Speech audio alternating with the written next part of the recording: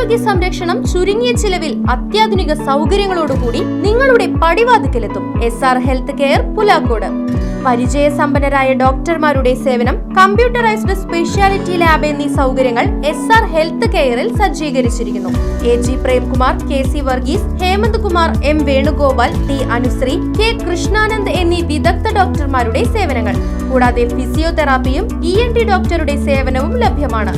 എല്ലാവിധ ഇംഗ്ലീഷ് മരുന്നുകളും സർജിക്കൽ ഉപകരണങ്ങളും മൃഗങ്ങൾക്കുള്ള മരുന്നുകളും SR ഹെൽത്ത് കെയറിൽ നിന്നും ലഭിക്കും. കൂടാതെ ഹോം ഡെലിവറി സൗകര്യവും.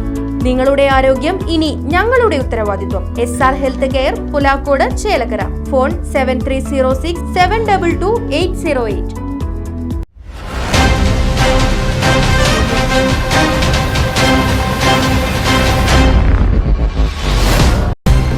പ്രശ്നങ്ങളുണ്ടായ സ്ഥലം വന്നിട്ട് പരിശോധിച്ചു. അതിൽ നമുക്ക് മനസ്സിലായത് ഇതാണ്, ആന സ്ഥിരമായിട്ട് വരുന്നുണ്ട്. അതിൽ നമ്മൾ കൂടുതൽ ശക്തമായിട്ട് പെട്രോളിങ് കൂടുതൽ ശക്തമാക്കാനും, പിന്നെ പഞ്ചായത്ത് ലൈറ്റ് സ്ഥാപിക്കാൻ പറ്റുന്ന സ്ഥലത്ത് ലൈറ്റ് സ്ഥാപിക്കാമെന്ന് പഞ്ചായത്ത് പ്രസിഡന്റ് ഉറപ്പ് നൽകിയിട്ടുണ്ട്. അത് പഞ്ചായത്ത് ചെയ്യും. പിന്നെ നമ്മളെല്ലാവരും കൂടി ഒരു ഒത്തൊരുമിച്ചുള്ളൊരു പ്രവർത്തനം ഇതിൽ വിജയിക്കുള്ളൂ. ആനയാണ് നമ്മൾ വിചാരിക്കുന്ന പോലെ അത്ര നിസ്സാരമല്ല. അതിന് നമ്മളെല്ലാവരും കൂടി സംഘടിപ്പിച്ച് പിന്നെ ഒരു PRT രൂപീകരിക്കുന്നുണ്ട്, പ്രൈമറി റെസ്പോൺസ് ടീം. 13-ാം തീയതിയാണ് നമ്മൾ ട്രെയിനിങ് കൊടുക്കുന്നത്. അപ്പോൾ അതുകൂടി ആകുമ്പോൾ നാട്ടുകാരുടെ ഒരു സഹകരണം കൂടിയായിട്ട് നമുക്കിതിനെ തുരത്താൻ പറ്റും എന്നുള്ള പ്രതീക്ഷയിൽ തന്നെയാണ്. നമുക്ക് അസാധ്യമായിട്ടൊന്നുമില്ല, നമ്മളിന്ന് ഇറങ്ങി തിരിച്ചാൽ അതൊക്കെ പറ്റും എന്നുള്ള വിശ്വാസം തന്നെയാണുള്ളത്. ഇല്ല, അതാണ് ഞങ്ങളുടെ പ്രൈമറി ലക്ഷ്യം. നമ്മൾ മനസ്സിലാക്കുന്ന ഒരു 17 ആനയോളം നമുക്ക് ആ തുരങ്കം വന്നപ്പോൾ പുറത്തേക്ക് കയറിയിട്ടുണ്ട്. പക്ഷെ അത് നമ്മളെ വനത്തിലാണ് ഇപ്പോൾ ഉള്ളത്. നമ്മൾ നാട്ടിൽ നിന്ന് ആനയെ ഓടിക്കുന്ന പോലെ കാട്ടിൽ പോയിട്ട് ആനയെ ഓടിച്ചു കഴിഞ്ഞാൽ അത് നമ്മൾ നേരെ റിയാക്ട് ചെയ്യും. അപ്പോൾ അതെല്ലാം ഒന്ന് മനസ്സിലാക്കി നമ്മൾ അതിൻ്റെ ഇതൊക്കെ മനസ്സിലാക്കിയിട്ട് വേണം ചെയ്യാനായിട്ട്.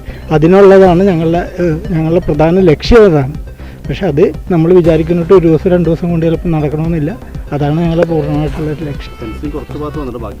ബാക്കിയുള്ള ഭാഗത്തും ഇപ്പോൾ ചെയ്യാവുന്നതിനുള്ള നടപടികൾ സ്വീകരിച്ചിട്ടുണ്ട്. പിന്നെ എന്തെങ്കിലും താമസം വരികയാണെങ്കിൽ ഞങ്ങൾ താൽക്കാലികമായിട്ട് കമ്പിയെങ്കിലും വലിച്ചു കെട്ടി അതിൽ ഷോക്ക് കൊടുത്ത് നമ്മൾ നിർത്താനായിട്ടുള്ള ഏർപ്പാടുകൾ. ഇല്ലില്ല, അങ്ങനെ അതെന്താണ് അങ്ങനെ ചോദിച്ചത്? ഇല്ല, അതല്ല. അതിൽ വാഴാനി സ്റ്റേഷൻ്റെ ഒരു കെട്ടിടം കുറച്ചൊരു ഡാമേജഡായിട്ടുണ്ട്. അപ്പോൾ ആ കോഴിക്കോടിലെ ഇഷ്യൂ ഒക്കെ വന്നപ്പോൾ പെട്ടെന്നൊരു അപകടം അവിടെ ഉണ്ടാകാണ്ടിരിക്കാനായിട്ട് താൽക്കാലികമായിട്ട് ഇതാക്കിയെന്നേ ഉള്ളൂ. പക്ഷേ ഇപ്പോൾ അതിൽ ചെറിയൊരു എതിർപ്പൊക്കെ കാണുന്നുണ്ട്. അതുകൊണ്ടിട്ട് നമ്മൾ ആ കെട്ടിടത്തിൽ അല്ലാണ്ട് തൊട്ടപ്പുറത്ത് അവർ ഇത് താമസിക്കുന്നുണ്ട് ക്വാർട്ടേഴ്സായിട്ട്. അപ്പോൾ ആ ക്വാർട്ടേഴ്സുകൾ ഏതെങ്കിലും താൽക്കാലികമായിട്ട് ഇത് നമ്മളുടെ ഓഫീസായിട്ട് പ്രവർത്തിക്കാൻ പറ്റുമോ എന്നുള്ളതാണ് നമ്മൾ നോക്കുന്നത്.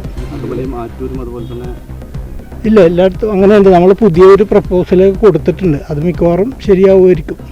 അതുകൊണ്ട് അകമലയിൽ നമ്മൾ കുറച്ച് ആരെങ്കിലും സ്റ്റാഫിനൊക്കെ ഒന്ന് നിർത്തിയിട്ടേ അവിടെ ഇപ്പോഴും ഒരു സ്റ്റാഫ് ഉണ്ടാവുന്ന ഒരു സിസ്റ്റത്തിലേക്കൊരു ഔട്ട് പോസ്റ്റ് പോലെ അതിനുള്ള സംവിധാനമാണ് ശ്രമിച്ചുകൊണ്ടിരിക്കുന്നത്. അത് നമ്മൾ വിജയിക്കുമെന്നുള്ളതാണ് പ്രതീക്ഷിക്കുന്നത്. എന്തായാലും നമുക്ക് ജനങ്ങളുടെ ആശങ്ക മാറ്റിയേ പറ്റുള്ളൂ. അത് നമുക്ക് ചെയ്തേ പറ്റുള്ളൂ. അതിനുണ്ടാവും, വനം വകുപ്പൊന്നും കൂടെ ഉണ്ടാവും. ശരി.